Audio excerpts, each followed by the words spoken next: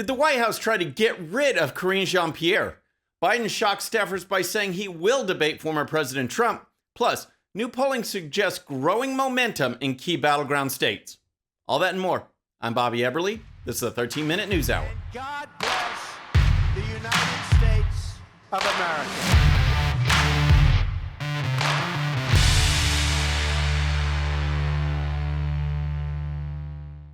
Okay, friends, welcome to the show. Happy Monday. I hope you had a great weekend.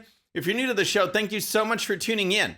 We're going to start with White House Press Secretary Karine Jean-Pierre and the apparent failed coup last fall that was designed to get her out of the White House. Now, before I get into the details, let me just say that this really doesn't reflect well on the White House at all. As we've seen across history, some coups succeed, others fail. Normally, if you have some super smart or powerful or treacherous leader, they might put down the coup. So what does it say that a coup to get rid of Karine Jean-Pierre went down in flames? Is she that tough, or is the Biden administration just that inept? Now, according to the New York Post, Karine Jean-Pierre's complete inability to do the job, or at least appear to have some grasp on the issues, any issue, finally came to a head, and senior White House officials put a plan together to get her out. As the Post reports, White House Communications Advisor Anita Dunn and White House Chief of Staff Jeff Zients invited prominent Democrats to lobby Jean-Pierre to move on from the White House. So, why all the cloak and dagger? Why not just replace her? Well, the answer is obvious. Jean-Pierre wasn't hired because of qualifications. Say what you want about Jen Psaki. She at least knew the issues and could do the job. Jean-Pierre was a complete and total diversity hire. She got the job because she checked the boxes, and she was celebrated by the White House because she checked the boxes. She wasn't heralded as an intellectual, a communications master, a political guru. None of that. She was touted as the first black, female, gay press secretary. That's a lot of boxes, none of which have anything to do with actually doing the job. Instead, we get someone who doesn't know what she's doing, yet the Biden administration is afraid to fire her. The result is someone who says things like this. What I will say, obviously our deepest condolences go out, and our heartfelt condolences go out to the families who lost three folks who are military folks, who are brave, who are always fighting, who are fighting on behalf of this administration, of the American people. Obviously, more importantly, we lost those souls. 3 folks who are military folks fighting for the Biden administration? That was the response to the drone strike in Jordan that killed American military men and women, and she can't even put a coherent sentence together. But this is what you get when you don't hire based on merit or qualifications. Here's Fox News contributor Joe Concha on the failed effort to oust Jean-Pierre. And even if you just ask a Democrat privately, and you say, do you think that Karine Jean-Pierre is good at her job as White House press secretary? I can't see anybody, again, the objective ones, who would say that she is actually capable in her job. Karine Jean-Pierre, Jesse Waters always refers to it, calls her the binder, because she always has to go to words that are written for her in that binder. And it begs the question, Carly, is there anything about the Biden administration that isn't scripted? Good question by Concha. Everything is scripted. Everything is to project competency from a group that doesn't understand the issues or the American people. They are just driven by a Marxist ideology and then get confused and condescending when the American people reject their message and policies. Here's Jean-Pierre when asked about students shouting, "Long live Hamas." What does the president think about young people in America saying things like, "We are all Hamas" and "Long live Hamas"? Okay, I will say, look, this is a president that has been, since he's been in office, and the reason why he ran has been very clear about what he witnessed in Charlottesville. Charlottesville. Seriously. But that kind of response is typical, and they can't get rid of her. I guess if you live by DEI, you'll die by DEI. All right, next let's talk about presidential debates. But first, if you're new to the show or haven't subscribed yet, regardless of platform, just search out my name, hit that subscribe button, make sure notifications are turned on. That way you can follow the show and help us grow. Okay, next let's talk about Joe Biden and presidential debates, because the other day, I'm sure Biden sent shockwaves through his handlers when he went on the Howard Stern show and said this. Can I tell you a fantasy I had? If you, I don't know if you're going to debate your opponent. I am somewhere. I don't know when. I'm happy to debate him. Can you imagine the Biden staffers?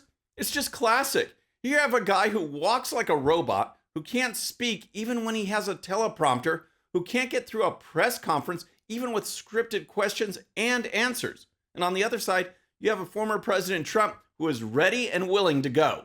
He can do it anytime he wants, including tonight. I'm ready. Here we are. I invited him to the courthouse that he has us tied up in. We're willing to do it Monday night, Tuesday night, Wednesday night, Thursday night, or Friday night on national television. We're ready. Just tell me where. We'll do it at the White House. That would be very comfortable, actually. Now, the whole idea that presidential debates might not even happen is just outrageous to me. The American people deserve and should expect to see the nominees for president debate in front of the country. But these are different times, and it's clear that the strategy from the Biden team is to keep their guy hidden at all costs and then pump him up with drugs for those rare moments when he does have to be in public. So will debates happen? Trump advisor Hogan Gidley says not a chance. Well, that's where the staff was in the back going, no, don't say that out loud. They're terrified of that juxtaposition of having someone like Donald Trump who's with it, who has policies that the people of this country actually support overwhelmingly. They think he's better on the economy, the border, crime. They think he's better on foreign relations because he is. Gidley hits on a great point. On one side, you have the mentally diminished Biden, but on the other side, you have his policies. The American people reject the Biden agenda. They favor Trump much more than Biden on a host of issues, and those issues would be front and center in a debate. And then, of course, you have the Biden mental and physical decline, and that would be on display in an environment that is not scripted or controlled. Forget for a moment the physical decline, the cognitive decline. He can't put together sentences when he has the questions and the answers right in front of him. He knows what reporter to call on. You're telling me he's going to be able to stand up on stage for that long with Donald Trump? Listen, in these debates, what you want to do is tamp down expectations. I understand that. However, I think the country, especially those on the right, would love to see this because Joe Biden is lost without those speaking aids. The American people should see Trump and Biden debate.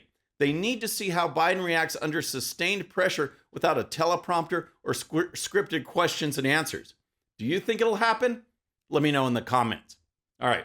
Next, even though Trump is having to deal with legal issues orchestrated by the Democrats, he is still able to get his message out there. And recent polling shows that Joe Biden is in bigger and bigger trouble. On CBS's Face the Nation program, the host explored some recent polling from the swing state of Pennsylvania, and the results are not good if you're a Biden supporter. Energy is a very important issue in Pennsylvania, and Biden has shown an overt hostility to American energy production. That attitude is certainly reflected in the polling. And we're seeing in our polling the perception that Donald Trump would be better, 49% of voters said, than Joe Biden, 33%, on these oil and gas exploration issues.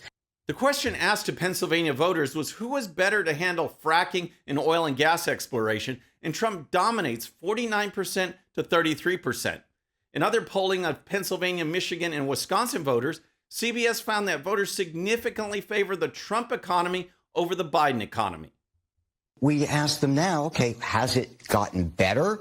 And very few people say that it has. In fact, many say they feel it's gotten worse. And inflation is the reason that they say that. But what's also interesting is we ask them, okay, look back to the economy during the Trump years. How do you remember it? And the majority say they remember it as being good. That was looking back at the Trump years. And because we are able to make that comparison between Trump as president and Biden as president, voters in these key battleground states are saying that things would be better if Trump were back in office. When you ask them, okay, now let's look forward, they say they feel they'd be financially better off under Donald Trump. And that cuts directly to vote. And that is helping the former president. Voters in these key battleground states think Trump will do a better job. And with high prices, inflation, an open border, campus unrest, and a seemingly clueless White House, the American people are looking for a return to those times that just seem quieter, more peaceful, and certainly more prosperous. In the Real Clear Politics average of polls, Trump leads Biden by about 1.5 points. In the battleground states, Trump leads Biden in every one: Wisconsin, Arizona, Georgia, Michigan, Pennsylvania, North Carolina, and Nevada. Is it any wonder why the Democrats are so focused on trying to put Trump in jail and keep him off the campaign trail? And next, here's some rapid-fire headlines from around the country. First, in the ongoing effort by the left to not only push Christianity out of American life, but to also inject chaos, disorder, and perversion, we go to Ottawa County Board meeting in Michigan, where the so-called invocation was given by a minister of the Satanic Temple who goes by the name Louis Cypher. The meeting devolved into chaos, and this was all the result of a change in board policy. As reported by the Daily Mail, an LGBTQ activist pastor filed a lawsuit against the county for not being selected to give an invocation. As a result, the board changed its policy in January to permit pastors to address commissioners provided they adhered to certain guidelines. And this is what the county residents get: invocations by Satan worshipers. Way to go. Next, in California, a Democrat state assembly member has introduced a bill to cut down on homework for students because it's just too stressful. Democrat Paula Schiavo recently posted on X that, quote, with local control and input from teachers, students, and parents, AB 2999 aims to create supportive, equitable homework policies for our kids' mental and physical health. Let's make homework more supportive and less stressful. More supportive homework? What does that even mean? I guess they want to make sure that students have plenty of time for left-wing protests and activism. You know, the things that really matter. Finally, Elon Musk is speaking out on the recent announcement by Ukrainian President Zelensky that the United States and Ukraine are working on a 10-year agreement for continued funding. 10 years. The House and Senate just voted to send another $61 billion to Ukraine after billions and billions have already been sent. Money we don't have. Keep in mind that our government runs a deficit every year, and these politicians vote to spend money we don't have as if it's no big deal. And now they want to lock it in for 10 years. Musk called the proposal insane and described the situation as a, quote, forever war. Good for Musk for speaking out. We need to spend our money right here at home and take care of America first. Friends, that's our show for today. I hope you enjoyed it. And remember, today's show's one sheet is available to Patreon supporters using the link in the description. The one sheet gives you the links to all the videos and stories used on today's show, so you can dive even deeper into each issue. And with that, our next show will be Friday evening at the usual time. Until then, I'm Bobby Eberle. This is a 13-minute news hour.